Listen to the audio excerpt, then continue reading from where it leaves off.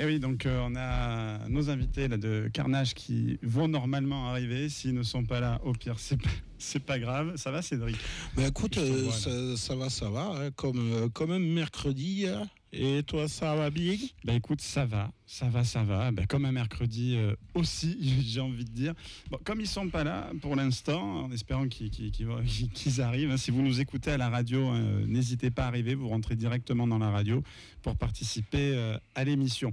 Je voulais revenir sur les Jeux Olympiques parce que j'ai vu ce matin et c'est bien, tout le monde est content. À Paris, les Parisiens qui sont partis regrettent d'être partis. 44 Covid, tout va bien. 44 Covid, des problèmes gastriques aussi après en nageant dans la Seine. Alors on nous dit que ça vient pas de là, mais c'est vrai qu'on ne peut pas le prouver. Ça arrivait 3-4 jours après l'incubation d'E. coli, et il se trouve que E. coli arrive après 3-4 jours d'incubation. C'est de la date de quand ils ont plongé dans la Seine, où eux-mêmes, beaucoup de sportifs disent avoir vu des choses assez impressionnantes, mais on préfère ne pas y penser. Bon. En dehors de ça, c'est vrai que les gens sont plutôt contents. Paris, il n'y a pas d'incident, il n'y a pas de problème. Les transports marchent très bien. L'hôpital, visiblement, marche très bien pour les joueurs, puisqu'ils en sont très fiers. Il y a quand même eu quelques petits détails rigolos. Moi, j'ai beaucoup ri en voyant notamment des témoignages de policiers qui disent « Ouais, mais les endroits où on nous loge, il y a des cafards et tout. » Alors non, c'est pas des étudiants gauchistes qui ont mis des cafards pour emmerder les policiers. C'est, oui, dans les logements des étudiants les plus précaires à Paris, il y a des cafards. Exact. Voilà. Oui, voilà. Donc au moins ça permet de mettre en avant justement ce genre de petits soucis. Qui sont des gros soucis. Et moi, ce que je veux dire, c'est que là, j'ai l'impression que tout le monde est dans un espèce de... Et c'est bien, le sport crée de l'euphorie, parce qu'on dégage de l'endorphine, et donc forcément, on est toujours très content. Et voilà, donc c'est très très bien. Seulement, moi je me demande si ce sera pareil après. Et comme je l'ai dit en tout début d'émission, le fait que ça marche bien, ça veut quand même dire 5 ou 6 policiers au mètre carré. Ça veut dire des barrières partout. Ça veut dire les sans domicile fixe, les sans-papiers qui sont souvent devant la mairie de Paris pour revendiquer et dire, grâce aux associations, qu'ils ont besoin d'aide et qu'on les aide pas. Et tout repose sur Utopia 56. C'est vrai que j'ai entendu ce matin d'ailleurs. C'est vrai que tout repose sur ces associations qui sont obligées de se battre en permanence. On a reçu Rémi cette année, on va les recevoir pour prendre un petit peu la température de tout ça. Et je me rends compte qu'on vit un petit peu à Paris comme en URSS, j'ai envie de dire, où il y a la sécurité à fond, on est tous sur QR code, les employés de la RATP, de tout ça sont obligés de bosser. Alors ils ont eu des primes, heureusement, mais bon, ils n'ont pas de vacances, donc l'argent c'est pas tout, c'est aussi le repos mental, physique, c'est des métiers très physiques. Et je me rends compte que, voilà, et je vois beaucoup d'élus, de tous les côtés, pour le coup, qui me disent ouais, mais quand même, mettez-vous en avant le fait que ça marche bien, qu'il y a un truc qui marche dans le pays. Oui, mais sous quelles conditions? Les Américains sont très contents de comment se passe là, il y en a une qui a dit on va pouvoir me faire mon frottis, là, de suite. En règle générale, je demande aux auditrices combien de temps faut-il à vous pour qu'on vous fasse un frottis? Voilà, chez le gynécologue, combien de... Voilà, on précise chez le gynécologue. On n'est pas en train de vous proposer de venir faire un frottis en direct. On va le préciser. On va éviter ça, en effet, on laisse ça à d'autres. Mais c'est vrai que, moi je suis assez stupéfait de voir cet engouement. Et vous allez voir comment la chute va être dure après les JO. Ça finit le 16, je crois, lequel, je ne sais plus. La chute va être terrible. Ça finit juste avant le premier tiers des impôts. C'est là où ça va être drôle d'ailleurs. Parce que c'est pas pour dire, mais tout ça, ça a un coût. Oui. Et que voilà. Alors on nous dit que les JO payent les JO. On m'a toujours dit les JO payent les JO. Mais bon, les primes, c'est pas les JO qui les payent. La médecine, je suis pas sûr que ce soit les JO qui les payent. Enfin, il y a plein de trucs que les JO payent pas. Et donc on va voir combien ça va coûter tout ça. Beaucoup d'argent. Voilà, c'est de l'argent magique. De l'argent magique, et puis voilà, se dire que les sportifs, les pauvres, là maintenant il y a un problème sur la prime. C'est qu'il y a un nouveau débat, puisqu'il faut toujours qu'il y ait des débats, toujours des trucs où c'est la prime. Est-ce que les médaillés d'or devront payer un impôt sur ce qu'ils touchent? Voilà. Donc là, c'est le débat. C'est génial. J'adore. C'est incroyable. Et là, il y a la boxeuse algérienne, pareil, qui s'en prend plein la gueule alors qu'elle a rien demandé. Bon, il y a un fond de racisme quand même, parce que celle qui est asiatique s'en prend moins plein la gueule, étonnamment. Donc voilà, il y a un petit peu tout ça. Ça sent pas très bon. Non, et puis qu'en plus, tiens, on va en parler. Je vais le dire moi, vu que je suis le vilain gauchiste, donc ça va mieux passer dans ma bouche. Mais c'est un échange qu'on a autant toi que moi. Moi, j'aimerais bien que le racisme au niveau des JO s'arrête, mais s'arrête à tous les niveaux. Je vous explique, quand vous dites de quelqu'un, ouais, machin, c'est un noir, c'est un arabe, c'est pas bien, qui rentre chez eux, on n'est plus en France, l'équipe de France, c'est devenu l'équipe de Bougnouli. Oui, c'est un propos raciste et c'est condamnable. Quand vous dites, regardez, il a réussi, en plus il est noir. Oui, what the fuck? Je veux dire, dans l'absolu, un athlète, un sportif de haut niveau, c'est quelqu'un qui s'entraîne, c'est quelqu'un qui a une discipline de vie terrible, c'est quelqu'un qui quelque part flippe parce que la moindre blessure, vous demain, je sais pas, vous foulez une cheville, bon c'est pas grave, si vous allez un peu boiter, mais voilà, sportif ça remet en compte, donc il y a tout un, donc s'il vous plaît, arrêtez de résumer les gens à leur couleur de peau ou à leur sexualité.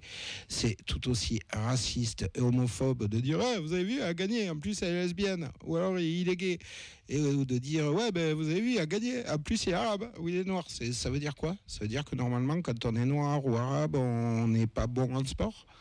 Je sais pas, vous vous rendez compte du racisme de ce genre de propos ou pas? Bien ou bien? Oui, je crois qu'ils ne se rendent pas compte. Et ça fait vraiment un peu... Ça fait Nadine Morano, quoi. C'est un moment dramatique. Donc sa copine plus noire que noire. Ouais. Voilà, c'est vrai qu'à un moment donné, ça, c'est... Alors, on va dire c'est du positif. Mais non, à un moment donné, c'est des sportifs. On se fout de savoir. C'est comme Aya Nakamura qu'on ne pourrait pas critiquer. Les paroles de ses chansons, on a le droit.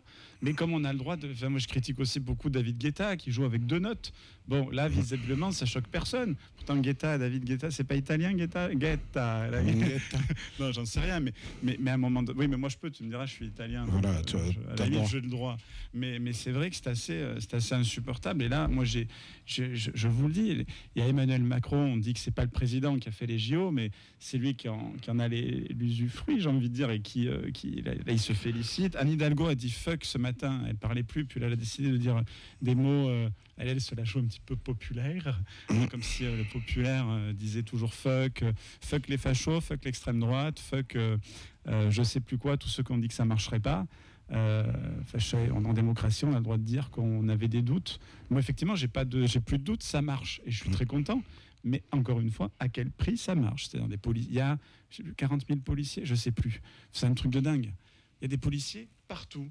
Bon, maintenant, à Toulouse, je ne vois plus que des gendarmes, quasiment, et la police municipale. Mais c'est vrai que là, je suis très surpris des réactions de cet angélisme. Enfin, ça me fait penser, tu sais, c'est comme en Corée du Nord, où tu les vois tous applaudir et tout, alors qu'en fait, tu as des mecs qui les regardent comme ça. Bon, là, c'est pas des mecs qui les regardent comme ça, c'est Anne Hidalgo et Emmanuel Macron qui sont là, allez-y, dites un truc de côté qu'on rigole. Enfin, voilà, je dis pas qu'on est en dictature, bien sûr que non, sinon on pourrait même pas dire tout ce qu'on dit là, mais je dis qu'on est quand même Enfin, c'est pas très joli. Voilà, moi je pensais que les JO c'était seulement du sport, mais le sport c'est politisé et Emmanuel Macron on le voit partout, il fait des bisous à tout le monde.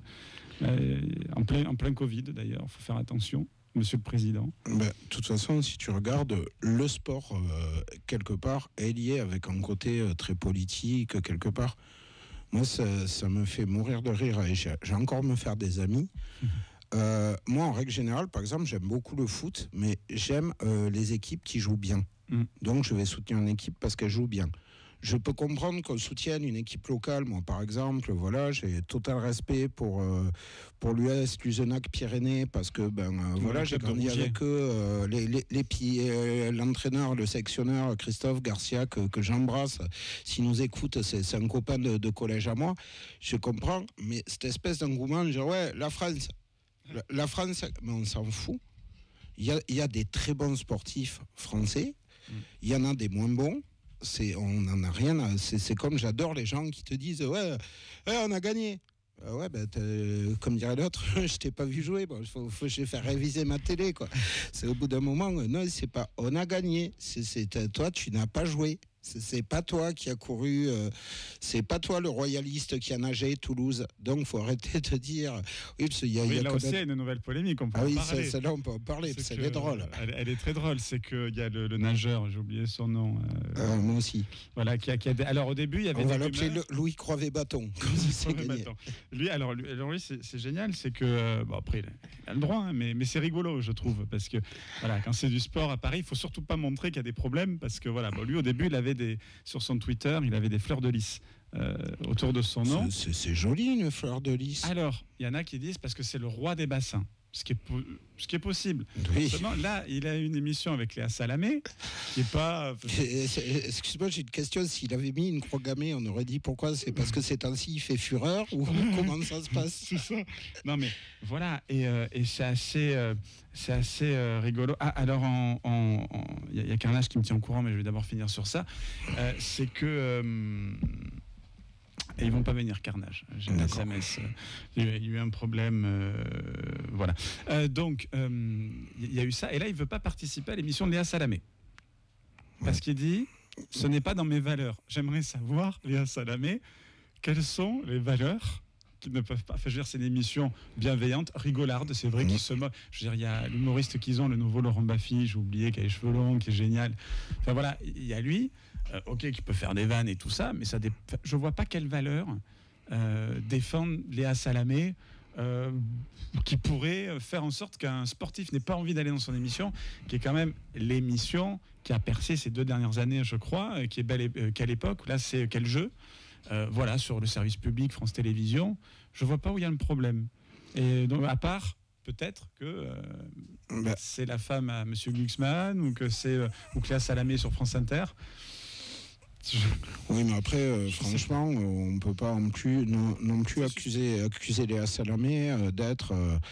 voilà, Léa Salamé, c'est pas Philippe Poutou. Hein, on va pas déconner. Hein, si Léa Salamé, elle est de gauche, moi, je suis Mère Teresa. Et puis, tiens, allez, vu qu'on est dans la matinée où on rigole avec les polémiques, moi, c'est un truc que je ne comprends pas. Le refus d'aller à une émission.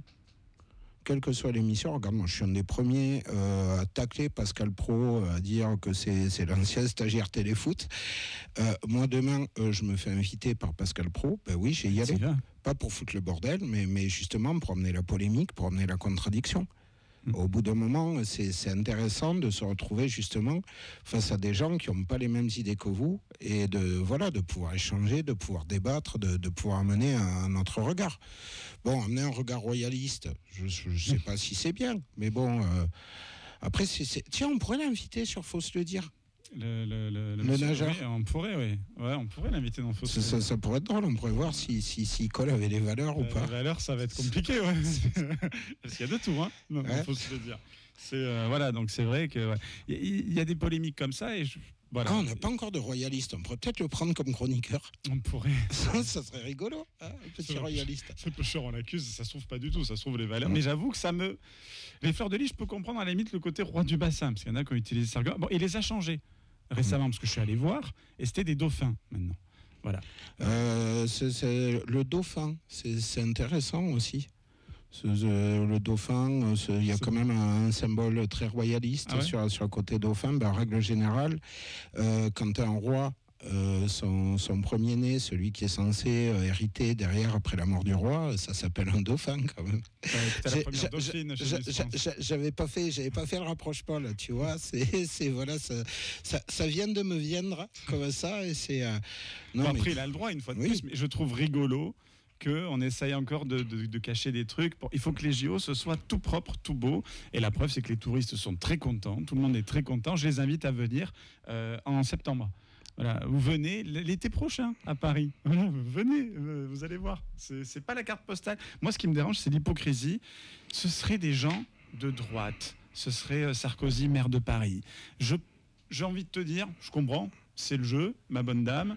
Mais il fait ça parce que voilà, c'est le gars. Elle est pas de gauche, la maire de Paris, c'est Anne Hidalgo, elle est au PS. Ben voilà, et c'est ça la question que je me pose. C'est qu'il y a une hypocrisie énorme que je vois à la fois chez les macronistes et à la fois chez les socialistes et chez les radicaux de gauche aussi, où je me dis, c'est dingue. Et d'ailleurs, ils viendront débriefer nos poteaux. Mais c'est vrai que je trouve que ça fait très Corée du Nord. Enfin, pardon. Bon, la punition en moins. Si tu parles en mal de Paris, bon, t'es traité d'extrême droite et de réac. Réac, je veux bien le prendre.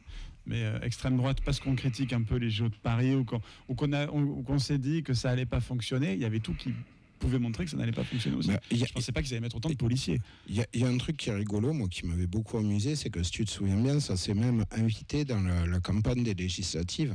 Parce que bon, moi, je suis le premier, et je ne le cache pas, à être ravi que le Rassemblement national ne soit pas passé. Parce que là, par contre, c'est pas mes idées. Hein. Chez eux, j'ai vraiment un problème de conviction avec eux. Et en plus, ça aurait été fini. Hein. Les radios associatives, alors on me dit, mais non, parce qu'ils n'ont pas parlé des radios associatives. Si, clairement. En haut, on m'a dit, le fonds de soutien, c'est fini. Et le service public, à la télé et à la radio, c'est fini. Voilà, non mais c'est clair. Mais ce qui m'a fait rire, c'est que dans les arguments, il y avait « vous ne pouvez pas voter Bardella parce que sinon, imaginez, c'est lui qui va devoir aller serrer les mains s'il est Premier ministre. » Alors déjà, aller serrer la main à Xi Jinping, le dirigeant chinois, ouais, je suis sûr qu'il aurait été choqué par Jordan Bardella. Il lui aurait peut-être fait ce que l'ancien ministre de l'Intérieur avait fait à Marine Le Pen en lui disant bon ben là vous êtes un peu mou, je trouve. Faudrait muscler votre jeu. Mais j'avais trouvé ça en faire un argument politique en mode la principale raison pour ne pas voter Rassemblement National, c'est parce que vous vous rendez pas compte si c'est Jordan Bardella qui doit accueillir les dirigeants étrangers. Vous avez lu le programme du RN à un moment donné? Vous êtes sûr que c'est vraiment la raison la plus importante? Voilà, au pire, Joe Biden, il n'aurait pas compris qui c'était, il aurait cru que c'était... voilà. C'est Xi Jinping et des mecs comme ça, suivez un peu la politique qui mène. Franchement, Bardella, c'est l'extrême gauche à côté, quoi. Donc, au bout d'un moment, c'est pas ça que je comprends pas là. Et puis surtout les JO, c'est quoi? C'est 15 jours, je crois, même pas. Enfin, je veux dire. On en fait tout un truc. Regardez, la France, c'est merveilleuse. Non, déjà, c'est à Paris. Alors oui, il y a aussi, je sais plus où. Enfin, il y a à Marseille, je crois, il y a des trucs. Pas qu'à Marseille, dans les dom-toms, comme on appelle, mais je sais plus où exactement. Moi, tu me diras entre se baigner dans toi qui es Marseillais, entre se baigner dans la Seine et se baigner dans le Vieux-Port. Le Vieux-Port. Ouais, je te parle le Vieux-Port, t'es sûr? Je te parle pas des calanques alentours et tout. Non, je te parle du Vieux-Port, le Vieux-Port. Hein. Oui. Ah ouais. Ah oui. Ah mais clairement, la Seine, il y a du caca. Bon, dans le Vieux-Port, il y a les bateaux, il y a tout ça, et c'est dégueulasse aussi. Mais c'est par chauvinisme, j'ai envie de te dire le Vieux-Port. Et deux, parce que non, pas la Seine. Non. Et puis il y a du courant, c'est horrible. Tu vois, dans le Vieux-Port, c'est tranquille. Bon après, je vous rassure. Et puis à Marseille, tu te baignes, rien ne peut t'arriver de mal. C'est pas d'un petit parisianisme, je vous rassure. Moi, le premier, vous me proposez d'aller me baigner dans la Garonne. Si je l'ai eu fait, vers le Val d'Aran, par là-bas. J'ai même bu du Ricard Garonne, voilà, à l'eau de la source de Garonne. Mais à Toulouse, moi, tu me fais pas me baigner dans la Garonne. Non, je fais pas ça. Enfin, voilà, les JO et aussi pour d'autres, parce qu'on en parle encore, c'est quand même incroyable. Et c'est Mathieu Madélian qui est excellent là sur Instagram, il fait des vidéos un petit peu tous les jours, voilà, où il vanne un petit peu tout ça, et il dit c'est vrai que c'est bien d'avoir mis 1,5 milliard, quasiment 2 milliards pour l'eau de la Seine, alors que là où ils font d'autres JO, ils n'ont pas l'eau courante. Je sais plus où, encore une fois, je sais plus où ils font les JO. Enfin, il dit voilà, on a mis 1,5 milliard pour 14 jours, parce qu'après ça va pas tenir la Seine, et sinon c'est 1 milliard par an. Enfin, les égouts n'ont pas été revus. Pensez que quand il pleut, et là il a beaucoup plu, les égouts sont pas refaits depuis le Moyen-Âge, je crois, et donc en fait ça monte, et après ça se déverse automatiquement dans la Seine. Donc, quelque part, vous avez nagé dans du caca. Voilà. Et d'où le E. coli qu'ont attrapé probablement les nageuses et nageurs. Et c'est vrai que bon... non, et l'autre problème aussi qu'il y a eu dans les JO, là, c'était... Philippe Catherine. Philippe Catherine, pardon. Moi, je l'adore. Quoi qu'il fasse, j'aime Philippe Catherine. On a le droit, en France, de vanner les religions. Après, j'aimerais qu'on vanne toutes les religions et que ce soit possible, parce que c'est ça le vivre ensemble. C'est pouvoir rigoler ensemble de nous, avec l'autre. Enfin, moi, c'est ma vision du truc. Ça dépasse même Charlie. Voilà. C'est-à-dire que là, on rigole ensemble, on se vanne, comme pouvait le faire Coluche à l'époque. Et on l'a déjà eu, hein. Je reviens toujours à 98 et aussi avant, quand il y a eu Coluche, où on a réussi à vivre ensemble. On va se rappeler de Pierre Desproges, entre autres, et Desproges qui ouvrait son spectacle. On m'a dit qu'il y avait des juifs dans la salle, c'est bon, vous pouvez rester. Bah oui, voilà. C'est aujourd'hui, tu peux. Voilà, je conseille aux gens qui ont râlé sur le sketch de Guillaume Meurice et tout ça et machin. Alors, tout le monde parle souvent, justement, dans le tribunal des flagrants délires, du sketch de Desproges sur Peut-on rire de tout avec tout le monde quand ils avaient reçu Le Pen. Moi, je vous conseille, les gens l'ont oublié, le sketch de Louis Rego qui s'appelle Journée d'un fasciste, où franchement, il y va. Mais il balance. Ah, je te promets, tu vas kiffer. C'est franchement... Mais voilà, Philippe Catherine. Alors déjà, c'était la scène. Alors on dit oui, mais c'était pas la scène. C'était le festin des dieux. Le festin des dieux avec Bacchus et tout ça. C'est vrai que c'est un peu facile. On peut, bien sûr que les gens voient la scène et que c'était évident. Et derrière, oui, mais non, c'était pas ça. On vous a tous eu les fachos, c'était autre chose. Bon. Maintenant, est-ce que c'est grave? Cette scène, elle a jamais eu lieu de toute façon. Non. On va pas se mentir. Faut arrêter de tout prendre au pied de la lettre dans ce que vous lisez dans les écrits religieux. C'est mon point de vue très personnel. Je pense que c'est plus philosophique qu'autre chose.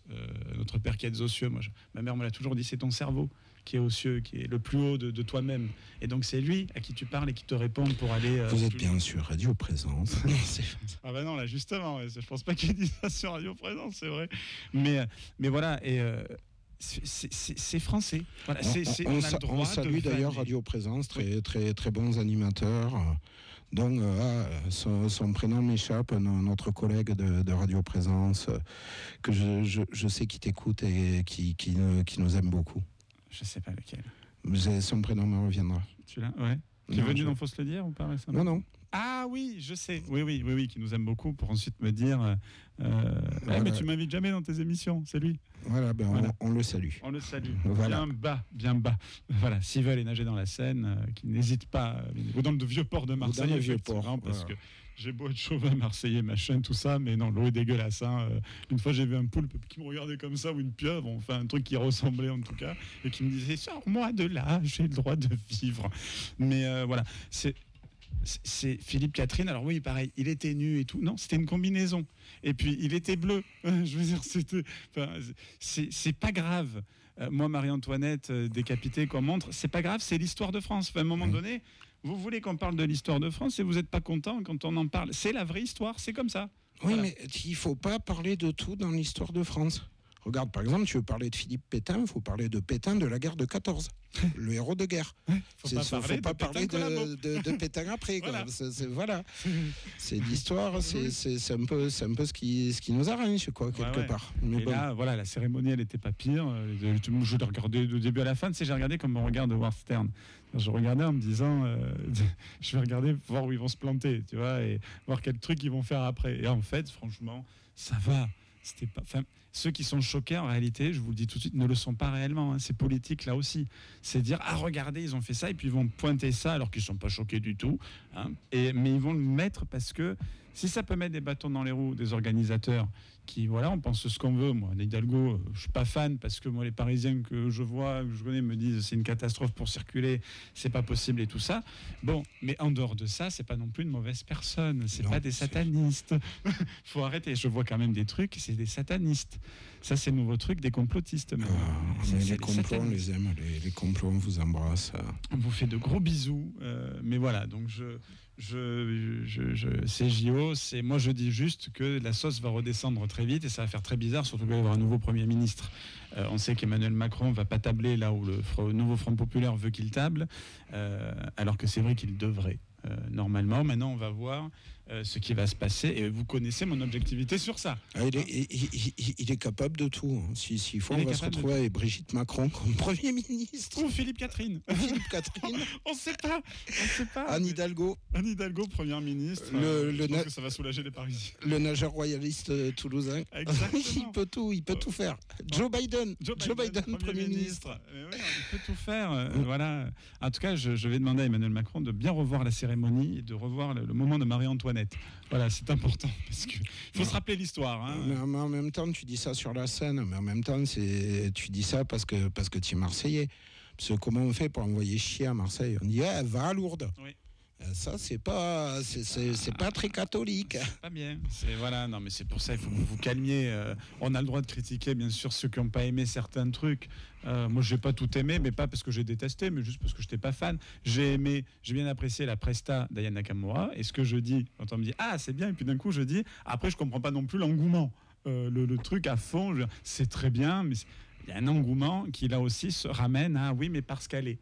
Voilà. Est-ce que vous avez écouté? D'ailleurs, j'ai demandé aux gens, j'ai fait une petite vidéo, j'ai dit, dites-moi votre chanson préférée d'Aya Nakamura et dites-moi pourquoi.